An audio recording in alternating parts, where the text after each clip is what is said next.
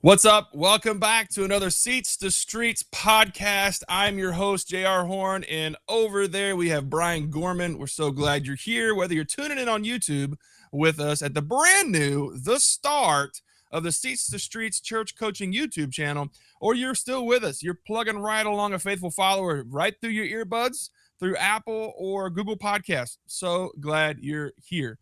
Brian, how you doing, buddy?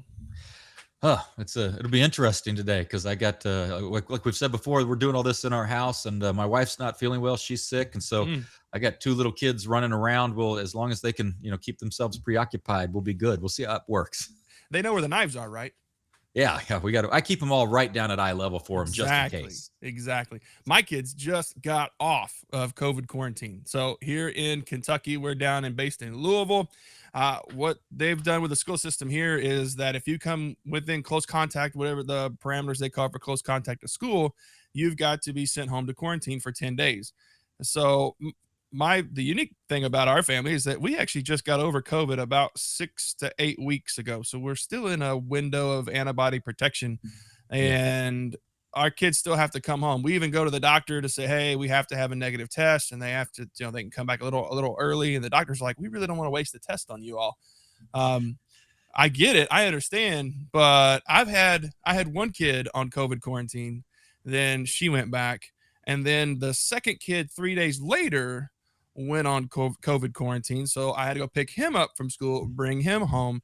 And then wouldn't you know it, 3 days before he goes back, I get a phone call. Nice to space it out, like you're singing "Row, row, row your boat" in a round. That's that's fantastic. It was crazy. So today they're all in school so far. But every time, so all the school systems down here, they ring into our phone as that potential spam. Like this, some of the new thing is, at least what my phone's been doing, it pops up as potential spam. How we know it's the school is that the phone doesn't automatically silence it and send it to voicemail. It lets this one potential spam number, doesn't even give us the number. It's not even a 502 area code. It just keeps ringing, and we're like, oh no, it's the school. And sure enough, hey, can you come get your kid? He's not, he's in close contact. Take him home, please. Like, okay. Yep. We'll see how all that goes here. But other than that, actually doing pretty well. It's funny. My kids have been quiet for the last hour because I've been doing some other work that needed to get done. And all of a sudden, Jesse decided the first floor was a trampoline. I don't know what's happening up there, but I'm sure he's playing Floor is Lava, and he's ended up in a lot of lava on purpose, probably, or some kind of game like that. Either way, it's the fun of our house. Man. We go on. And we have to record these whenever kids are in school, or at least the kids are nap time or some time of quiet time.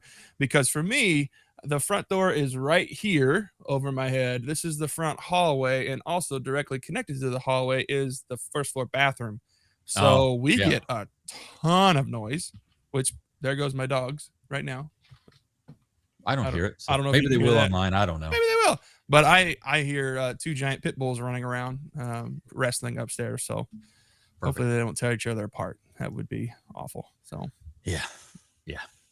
Either way. Well, Brian, we've talked before we get into the things we want to talk about today. By the way, if you're sticking around, you're with us so far, we're going to talk about the 3 things every missions team should be doing or should do.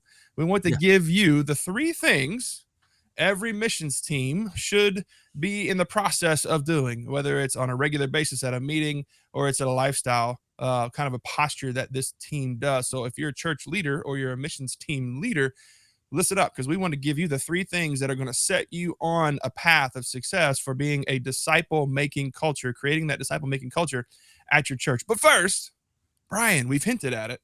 We've talked about it. Today, we get to show it. I mean, we get to experience the first ever What's Brian Smoking part of our YouTube channel. Yeah, that's not a disturbing title. I know. Just let it sink. Let it just sink in there. What's the pastor smoking? Maybe we can make another section called the pastor's pipe, and put that in your pipe and smoke it, type of thing. Different smoking for sure on this one. It's been active. I broke one of my smokers a couple weeks ago, and so I've been changing the way I've been going about things. But that doesn't mean things have been slowing down. I've been cooking a lot lately for sure. My goodness. Yeah, You broke one of your smokers. I did. That's a I've used it for man's 7 man. years. That is, it's a ceramic. It's like a Kamado or green egg style, right? Ceramic smoker. Finally, the entire firebox just broke into 3 pieces Mm. from just time and usage, and that's all right. That's all right. I got my drum smoker working phenomenally, and so I'm happy to use that one along with one of my other smokers. So we're good. You wouldn't believe the amount of green eggs I saw yesterday. A neighbor down the street sells IT services, and a part of his job is taking customers out for customer appreciation. Well, he calls me and says, "Hey, I'm taking a customer out to a country club to play golf. You want to go?" Yeah, Yeah. I want to go.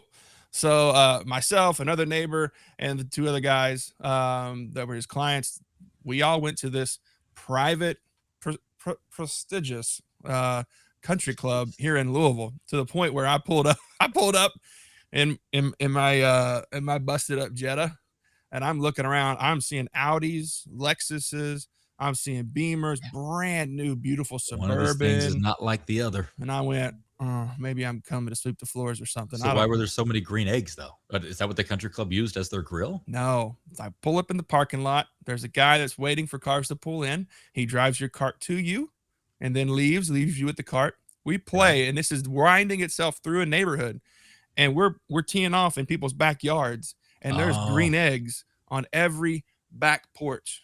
Every back porch. Oh my yeah. goodness, Brian. Those are people that clearly have not discovered the joy that is Kamado Joe. But I whatever, know, they I can they know, can do I what they know. want to do. One But guy, well, one guy, one I say guy, it could be a lady. One house had a custom smoker out of one of the old, the old propane tanks, the old AmeriGas propane ooh, tanks, that's what I want. and had ricks of oak just sitting out. This not a weekend smoker. Yes, This person that's what is I want. I legit. want an offset propane tank smoker. But for now, I built my own drum smoker, and I've been using my own drum smoker, which has just done amazing work. Hmm. Happy with it. But no, we've made all sorts of stuff in the last few days. So Well, the last few weeks. let's have a little fun with what's Brian smoking. So what we're going to do here, everyone, I'm going to show you 3 pictures, and Brian's going to tell you what is in the picture, and a quick 30 seconds or less how he came about to smoke that and how he got there.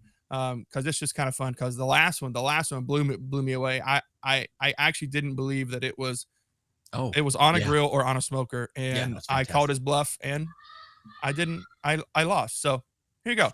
What is Brian smoking? All What's right. this? So, hey, this is just your basic pork shoulder. I'm about to wrap it. I'm partway through, about to wrap it, in order to finish it up. This is just your basic pulled pork. For me, it's the simple rub that I use a lot of times: salt and pepper with a little bit of garlic and a little bit of seasoning salt, and put a little rub on it, and it just cooks till around 165 internal. Wrap the thing up, let it keep going to around 205. Shred it to pieces. Make sure you let it rest a couple of hours. That's the Mm-hmm. that's the best thing you can do with that. But that's what that is right there. So I just did this. He gave me this exact recipe for our Labor Day cookout, and he's absolutely right. It freaked me out. I pulled it off the smoker at 205 degrees. I wrapped it. It was already wrapped in tinfoil. I wrapped it in 3 towels. I put it down in my cooler for an hour and a half, freaking out that it's just going to be Oh yeah, no, cold, that's no nasty. problem at No, all. I had to use my gloves to pull it out of the cooler because it was still so hot. So yes, that Right, was 3 to absolutely 4 right. hours is really ideal. All right, here's what we got here. Is these are just some basic ribs.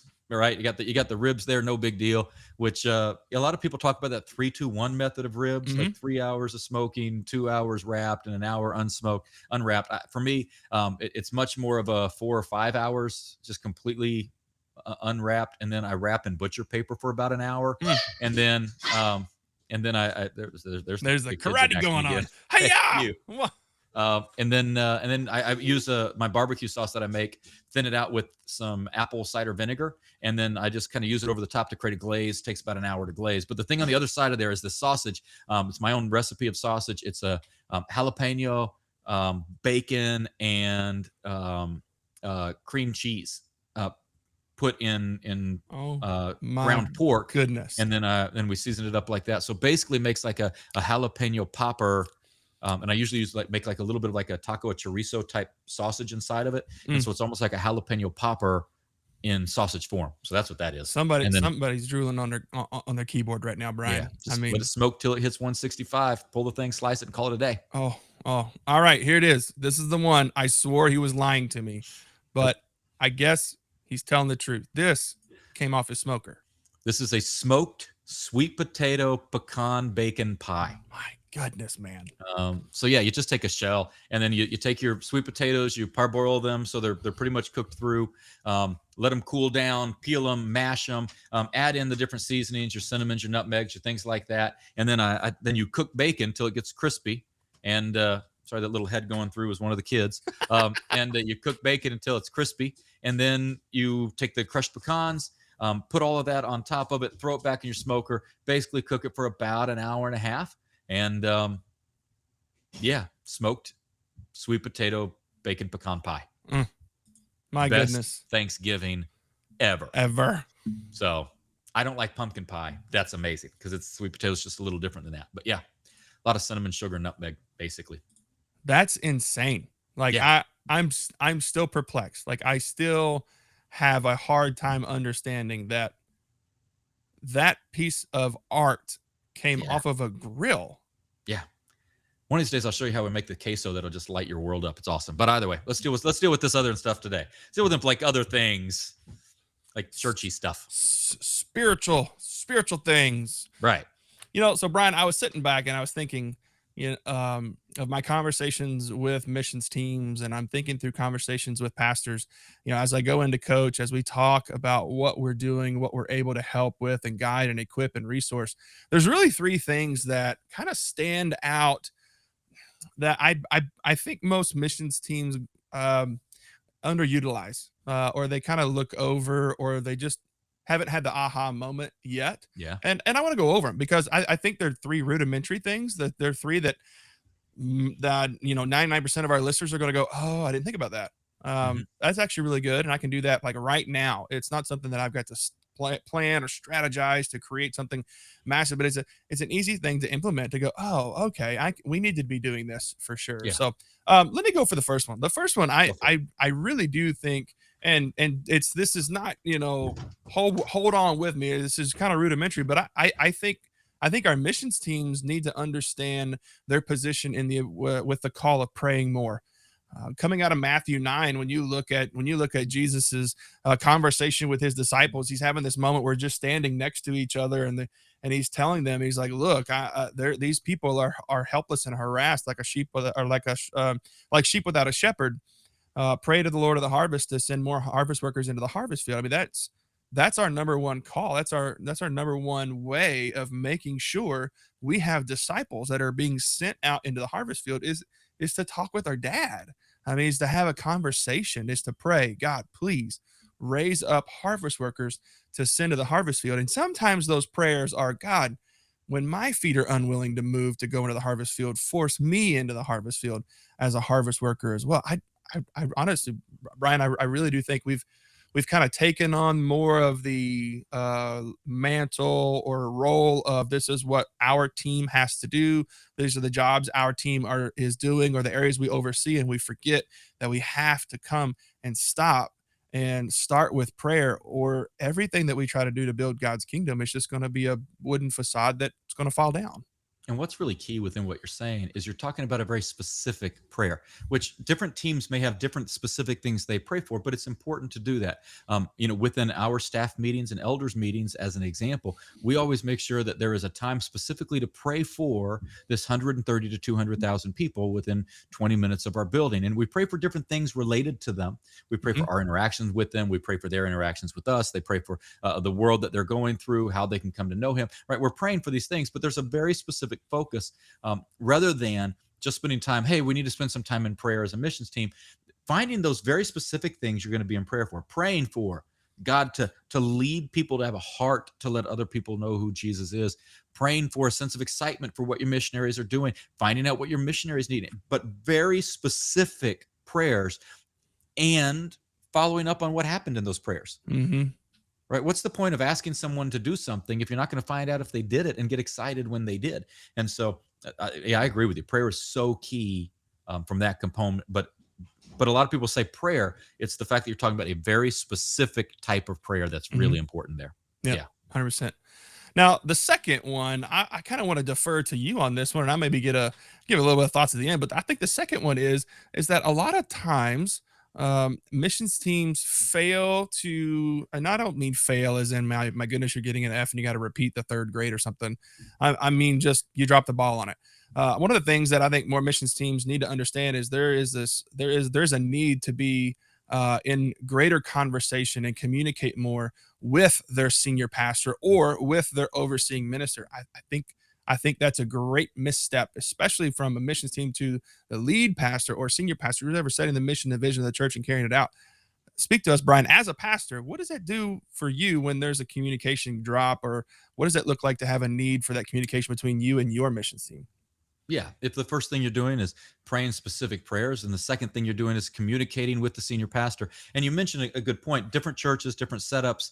In my church, there is a skip level between me and the mission team. There's another minister who works with our team on those things, and so there is a skip level. However, it's still important that I'm aware of what's going on. So, some things to consider when you're talking to the minister who may oversee you, or senior minister of your church, and I would say this is true for both of them, is sharing with them what you would like shared with the congregation, specifically what you'd like shared, not how you want it shared, because it may not always be, your preferred way of doing it may not always fit within what's going on within the church. But being able to share, this is some information that we think the church could really benefit from knowing.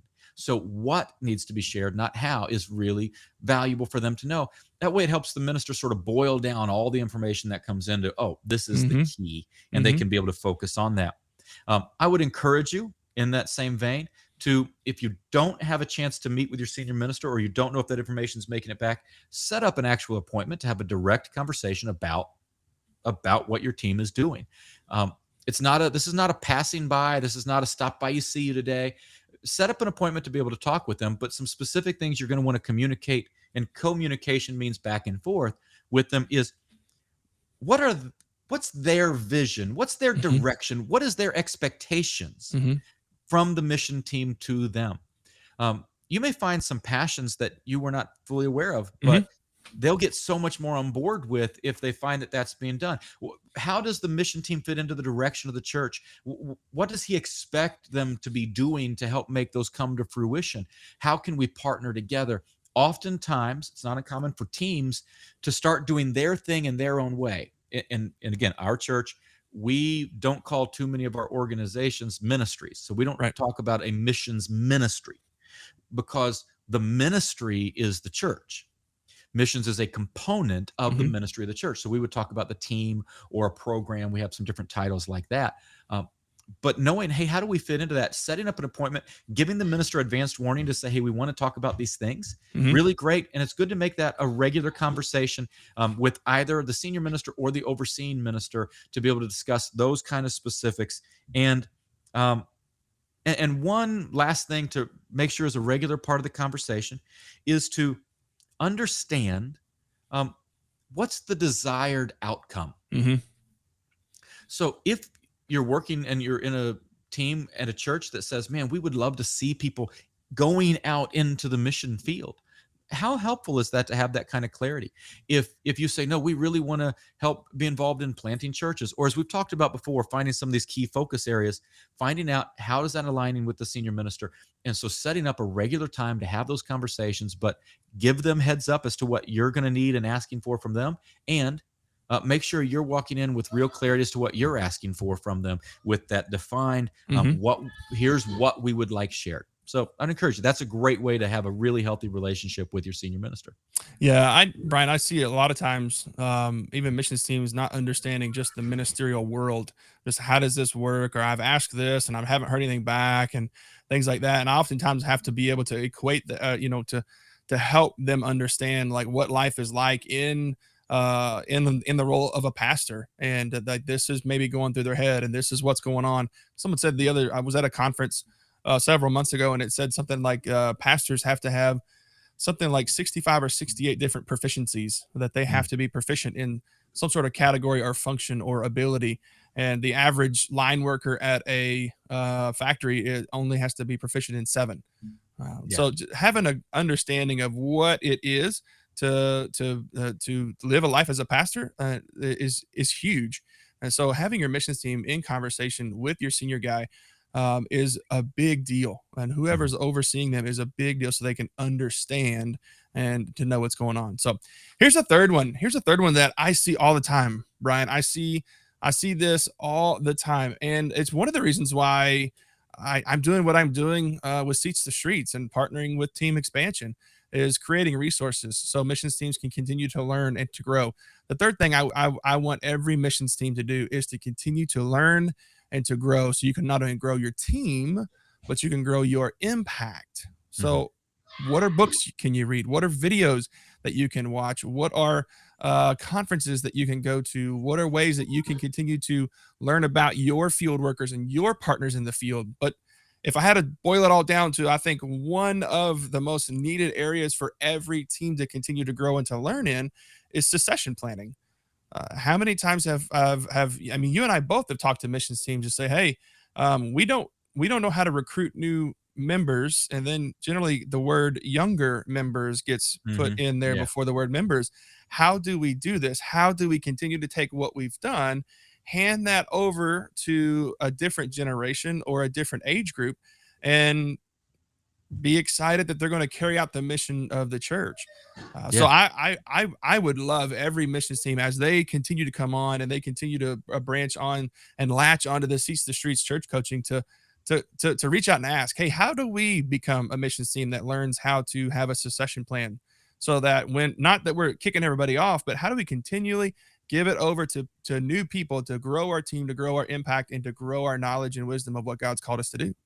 Yeah. So here's three really practical things that you might be able to do to help with this. If you're the minister who oversees, or if you're the leader, you're the whatever role you may be in. Here's three really practical things.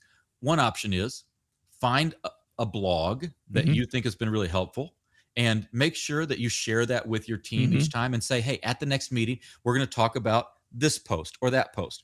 Um, that's my least liked option. Let Mm-hmm. me give you two others that are really good. One of them is come in with 3 or 4 books, nothing big, nothing huge, 3 or 4 books that you would like the team to read together, that are all sort of different topics, things like volunteering or succession planning, things like what's going on globally, things like just strategies, whatever that might be. Come in with 3 or 4 books, present them in front of your team, and say, hey, which one do you think we should walk through together? Mm-hmm. Let them pick the one you should walk through together. Read a chapter before each meeting, and make sure you have some of that conversation about in each meeting, what did we learn? Is there something we would do different based on what we've learned? And then the other one that my number one recommendation is there's this really, really valuable resource called Seats to Streets that you could listen to together, not always at the same time, but say, hey, before the next meeting, please make sure you've listened to this particular episode. Mm-hmm. We're going to talk about some specific things coming out of that episode. And in doing so, your team is moving forward and developing and growing together from resources. But you, as the leader, can really kind of help to hone in which resources you would use, and Mm-hmm. let the team sort of speak into how to use them. So Mm-hmm. that would be some real practical ways to put what we're saying into practice. Yeah, Brian, you hit it on the head. Not just showing that the desire of Seats the Streets is to impact every church, but the fact that we just want to give it all away. We want your team to grow. When your team wins, we win. When your church succeeds at making disciples, we win. So we want to be able to make sure that you're resourced with that. If that's something that you're interested in, feel free to check us out online at seatstostreets.com. You can watch past episodes of the on our YouTube channel, as well as stick around and be sure to hit the subscribe button and hit the notification bell so that you know when every video is posted, so that you can have access to it and you can forward that on to your team. You can even hit the share button below this video and type in email addresses or copy the URL address and send it off to your team. We want to make sure that you're resourced and equipped so that you can move your people from Sunday morning seats to local and global streets. Really, that's it. That's our heart. If you want to up the odds of them actually listening to it, find a specific time frame and go, "Ooh, really listen. Like this is all really good, but really listen Mm-hmm. between here and here." Mm-hmm. We were just talking about this at our last meeting. Listen between here and here, and it's just a way to kind of get them started in those conversations. But it makes it more likely to listen because there's a very specific thing that you want them to hear, and that opens up conversations in some great ways. Yep. Well, Brian, I appreciate you sharing your three most adventurous smoking items of choice of desire. That was Um, just last week, man. That's oh, that was just that's yeah. Maybe two. Stop I think, it. yeah, the pie I made, I think 2 weeks ago. So Oh, so there's someone no else brought more. dessert last week. There's no more for me to try then. Not yet. Nothing. No. One of these days, if we see each other again, we'll make you some smoked beef ribs, and I'll make that pie as well, I so you can want, I try that. want, I want that Salt Bay. I want that thing. The dude, does this. You make those brontosaurus ribs, and I want those. I've seen Oh, thank you. pictures all the time on Instagram, and I'm tired of wiping the drool off my phone. I'm They're amazing. so jealous right All now. right, we'll So, focus on other things. But yeah, hey, thanks everybody for joining us today. And always encourage, if there's anything we can do to help, reach out to us through here. Reach out to us through the website. Let's see how we can partner together to help everybody move their people from Sunday morning seats to local and global streets. yep. All right, folks. We'll see y'all next episode. Take care.